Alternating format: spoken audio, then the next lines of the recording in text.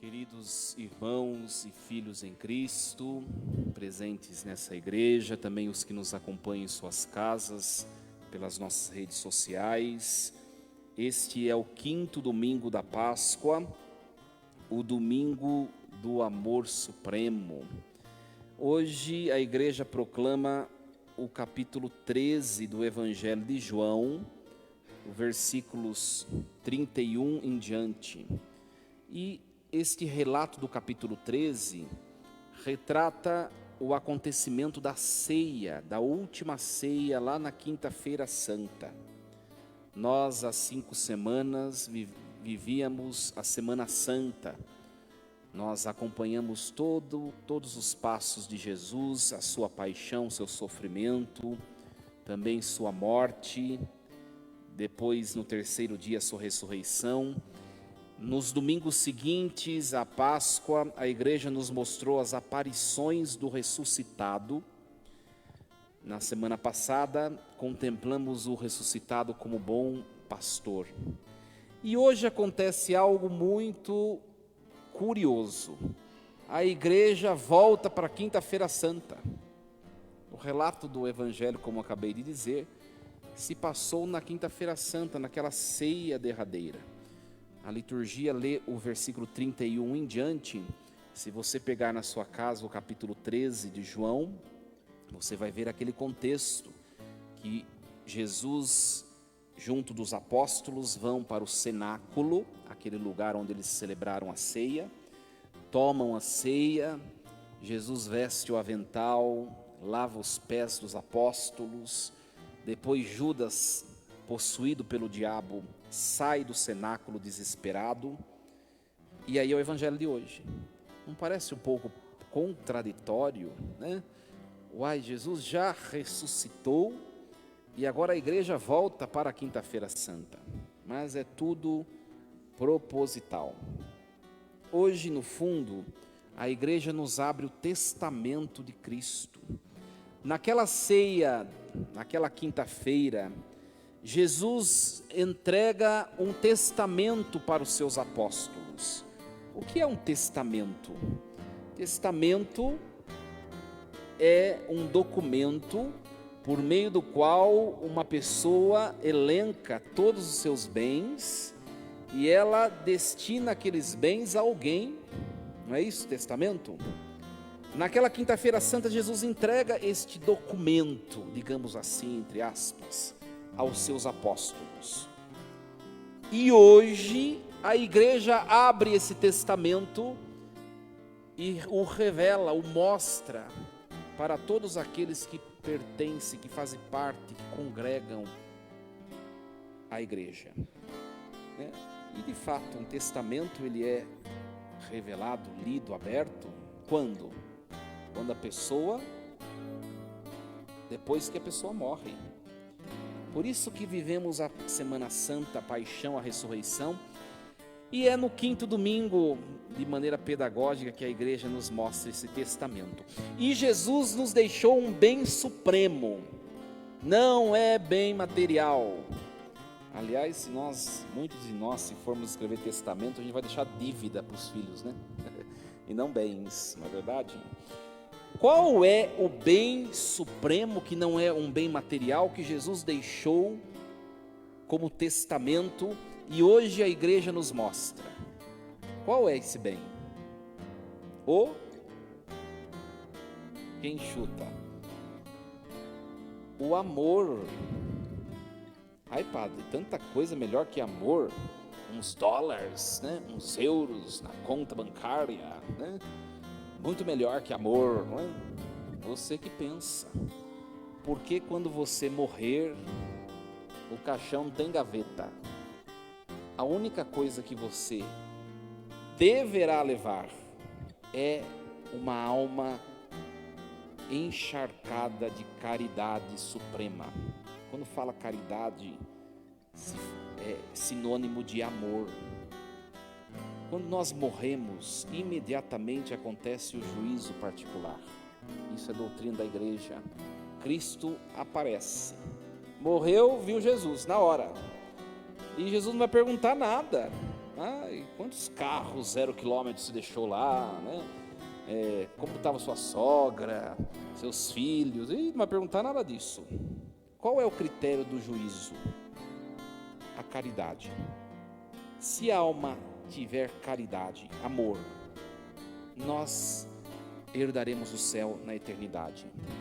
Se a alma não tiver caridade, amor, nós herdaremos a condenação na eternidade. Esse é o critério. A partir disso, o amor é o bem mais precioso ou não é? Claro que é. Porque você pode ter um monte de riquezas esses 100 anos que você vai viver aqui. Tomara, né? Mas se não tiver amor, você vai passar a eternidade longe de Deus. E eu tenho plena certeza que isso não é bom. Ora, então hoje a igreja abre o testamento deixado por Jesus aos apóstolos, aos 12, né, que são representantes de cada um de nós, e nos entrega o amor supremo. Está aqui, esse é o amor, e é desse modo que vocês cristãos devem viver. Agora depende de vocês. A liturgia de hoje é isso. É isso. E acontece uma cena muito interessante que nós precisamos compreender, né? Nós precisamos compreender. Como o padre já falou, depois peguem em casa João 13, leiam do comecinho do capítulo 13. Depois que Judas, o diabo entra em Judas, é assim que o texto bíblico nos fala. Judas sai correndo. E aí é o evangelho de hoje. Depois que Judas saiu do cenáculo, Jesus disse: agora foi glorificado o Filho do Homem. Ora, nós estamos num episódio de traição, e Jesus está dizendo que o Filho do Homem foi glorificado. Daqui a alguns minutos, eles vão sair do cenáculo e vão para o Monte das Oliveiras, e Jesus vai se encher de tamanha angústia, que vai chegar a suar sangue. E Jesus está dizendo que agora o Filho do Homem foi glorificado. Não parece um pouco paradoxal? Como compreender isso? Jesus está mostrando aos seus apóstolos que a glória verdadeira, ela se manifesta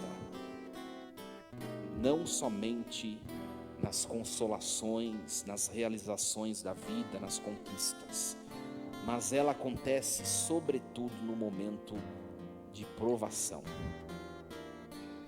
Era um momento de traição, era um momento de angústia. Jesus estava iminentemente próximo a ser pregado na cruz, e ele sabia que iria acontecer, e neste momento ele vê a glória de Deus sobre ele. E ele diz isso aos apóstolos: agora foi glorificado o Filho do Homem, para que esses apóstolos e também nós aprendamos que nos momentos difíceis da vida, a glória de Deus também se manifesta, a vontade de Deus também se manifesta. Uma frase muito interessante que eu já falei de Santo Agostinho: não há males dos quais Deus não tira ao menos um bem. Se houvesse males dos quais Deus não pudesse tirar um bem, Deus não os permitiria. Quem é mais poderoso, Deus ou o mal? Evidentemente que Deus. Então por que Deus permite o mal? Sabe aquelas situações da vida difíceis que a gente passa? Por que permite? Porque Deus quer tirar um bem daquilo lá. Porque se não fosse para isso, Ele não permitiria. É a pedagogia divina que se manifesta. E de fato, meus irmãos, nós olhando para a cruz, né? Assim como nossos irmãos protestantes dizem, né? Isso é um símbolo de derrota. Jesus está dizendo o contrário para os apóstolos. Agora foi glorificado o Filho do Homem. O sofrimento, a provação, os desafios da vida nos servem para a glória de Deus em nós. E nós precisamos entender isso, né? Por isso que Paulo, apóstolo, hoje nós ouvimos a leitura dos Atos dos Apóstolos, a primeira leitura do capítulo 14. Paulo está concluindo a primeira viagem missionária que ele fez, ele e Barnabé. E olha a frase que era a pregação de Paulo. Às vezes a homilia demora um pouquinho, não é verdade? Mas a homilia de Paulo demorou uma frase. Olha a frase dele: é preciso que passemos por muitos sofrimentos para entrarmos no reino dos céus. Frase de Paulo. É preciso que passemos por muitos sofrimentos para entrarmos no reino dos céus. A partir dessa frase de Paulo, uma pergunta: a cruz ela é necessária para ir para o céu ou não? Sim. E por que tantas religiões rechaçam isso que representa o nosso sofrimento? É preciso que passemos por muitos sofrimentos para entrarmos no reino de Deus. Está escrito no texto da Bíblia. Então o sofrimento, ele não é algo contingente, ele é algo necessário. Ai, padre, então vou ficar buscando sofrer por aí, né? Não precisa. Eu falava também na Sexta-feira Santa, acho que, se não me engano, no Domingo de Ramos eu falava. Não precisa ficar buscando sofrimento. Isso aí não é cristianismo, isso aí é masoquismo. A sua cruz, ela vem até você, né? Eu dizia que ela vem de Sedex 10, que é mais rápido ainda, né? Então, o que quer dizer? Não é buscar sofrer, é viver a vida de maneira leve. E se alguém bater a porta e for a sua cruz, não feche a porta, enfrente a cruz. Não murmure contra Deus, enfrente a cruz, não desanime, não aponte a Deus, não murmure contra Deus, não blasfeme, enfrente e Deus vai te glorificar por meio da sua cruz. Essa é a liturgia de hoje, essa é a liturgia de hoje. É uma palavra um tanto desafiadora, porque não é simples, não é simples. E nós só conseguimos viver desse modo, com esse amor elevado, se nós nos mantivermos unidos a Jesus. Senão a gente não consegue. Não consegue. E aí Jesus vai falar aquela frase que todo mundo conhece, né? Filhinhos, eu vos dou um novo mandamento. Amai-vos uns aos outros, como eu vos amei. De qual jeito Jesus amou, que ele está falando para os apóstolos? De qual jeito?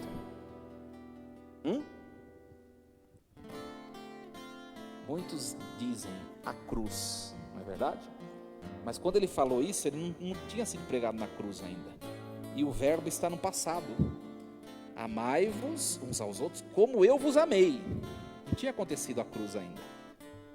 O que a gente tem que fazer então para sabermos de que jeito nós devemos amar? Olhar o que Jesus fez desse episódio para trás. O verbo está no passado. Amai-vos como eu vos amei. É só olhar o trajeto de Jesus antes desse episódio.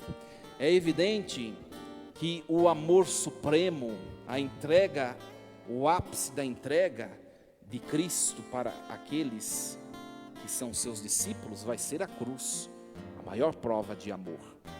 Mas aqui ele está referindo-se ao que ele fez pelos discípulos. Aos 30 anos de idade, né, até os 30 anos, Jesus ficou quietinho lá em Nazaré com sua mãe, né? Depois, aos 30 anos, ele desce ao Vale do Jordão, é batizado por João Batista, e aí ele começa a vida missionária dele, chamando os discípulos, aos 30 anos. Quantos anos ele fica chamando os discípulos? 3 anos, porque com mais ou menos 33 anos ele vai ser condenado à cruz. Então, no fundo é o quê? É nós olharmos esses 3 anos, quais foram as provas de amor que Jesus manifestou aos apóstolos, né? e que ele está dizendo aos apóstolos: amai-vos dessa maneira. É só pegar os textos dos evangelhos e ver como Jesus manifestou amor, desde que ele chamou os seus apóstolos. Primeira coisa, nós podíamos fazer isso e ficar a noite inteira falando: não, Jesus amou desse jeito, Jesus amou desse jeito, desse jeito, desse jeito. Mas três ideias. Primeira delas, Jesus escolheu 12 homens totalmente diferentes. Mateus era cobrador de impostos, o homem da grana. Pedro, Tiago, João, André, pescadores. É outra coisa, nada a ver com Mateus. Pega alguns apóstolos que são do grupo dos Zelotas, que é um grupo radical dos judeus, nada a ver, Se você analisar cada perfil de apóstolo nesses 12, você vai ver que são totalmente diferentes. Então, o primeiro ensinamento: Jesus não fez acepção de pessoas, porque o amor não divide, não discrimina, não afasta, não renuncia. O amor acolhe a todos, o amor é paciente com todos. Sabe por que às vezes lá em casa surgem conflitos? Sabe aquelas briguinhas que dá lá em casa? Por quê? Porque eu quero que o outro seja igual a mim, mas o outro também quer que eu seja igual a ele. O que acontece? Falta de amor. O amor verdadeiro silencia, aceita o outro como é, ajuda o outro a dar uma melhoradinha, mas na caridade, na paciência. Esse é o amor. E às vezes a gente não ama com esse amor supremo. Padre, é muito difícil. Jesus nunca falou que ia ser fácil. Eu quero conviver com quem pensa como eu. Quem não pensa como eu, ou quem pisa na bola, fala alguma coisa de atravessado, já caiu fora da minha vida. Eu perdoo, mas eu não esqueço. Já ouviu essa frase? Quem fala essa frase está tentando enganar a si próprio, Então nós precisamos amar mais do jeito de Jesus. Um amor que acolhe, que perdoa, que não discrimina, não afasta, não divide. A segunda característica desse amor, como eu já disse, tem várias, mas 3 pequenas características. O amor verdadeiro, ele ensina a verdade. O amor verdadeiro, ele não passa a mão na cabeça. O amor verdadeiro, ele não mente. Quem ama, ensina, mostra a verdade. Por quê? Porque ama. Pode incomodar, pode doer, pode machucar, mas ensina a verdade, porque sabe que a verdade é que liberta. O amor verdadeiro educa, repreende e, se for preciso, castiga, porque sabe que o caminho correto é a verdade e quer que aquele a quem ama esteja nesse caminho, porque é o único caminho que leva à felicidade perfeita. Esse é o amor verdadeiro. E hoje em dia, quando a gente diz a verdade, às vezes a gente é crucificado. Não tem importância. Ame. Por que hoje tem tantos jovens se perdendo em tantas situações? Porque os seus pais, no fundo, não souberam amar. Não foram homens e mulheres da verdade para seus filhos. Quando tiveram de repreender, não fizeram. Quando tiveram de corrigir, não fizeram. Falta de amor perfeito. Ora, nós não vemos em nossa vida o sofrimento. Volta de novo o que o padre já tinha falado. Se o sofrimento não servisse para nada, Deus não permitiria. Por que Deus permite? Para nos alertar, porque nos ama. Existe um sofrimento muito pior do que o que você está passando. Então, permaneça em mim. Por que existe a morte? Por que Deus permitiu a morte entrar no mundo com o pecado? Ele tinha o poder de não fazer, para nos mostrar que, se nós continuarmos na infidelidade, existe uma morte pior, que é o inferno. Quem ama, exorta, mostra a verdade e educa. Quem é pai, quem é mãe aí, está manifestando amor verdadeiro? O amor, às vezes, ele se manifesta por meio de privações. Alguns nãos é prova de amor. E isso deve existir. Isso deve existir. Jesus, meus irmãos, chamou Pedro de Satanás nos textos dos evangelhos. Por quê? Ai, padre, só porque Pedro queria que Jesus não morresse na cruz. Olha que bonito, padre. Ele queria salvar Jesus da cruz. Porque Jesus sabia que, mesmo na aparência de algo ruim, aquilo era necessário para a salvação do próprio Pedro. Quem ama, educa. Terceiro e último pontinho, né? O que Jesus fez nesses 3 anos que manifestou amor para os seus apóstolos? É para a gente refletir. Primeiro, o padre disse: quem ama, né? Agora acabei de dizer, eduquem-se na verdade. Depois, quem ama, primeira coisa, quem ama não faz acepção de pessoas, né? E o terceiro, quem ama aceita o outro no sofrimento. E quem ama apoia, acompanha o outro no sofrimento. Você quer saber quem te ama de verdade? Você não tem que olhar os dias bons da sua vida. Sabe, os dias que você dá churrascada para todo mundo, tá cheio de amigos lá. Pega uma enfermidade, né? Perde o dinheiro. Quem ficar com você lá presente, aí sim manifesta amor. Esse é o ensinamento de Jesus. O amor é manifesto no sofrimento.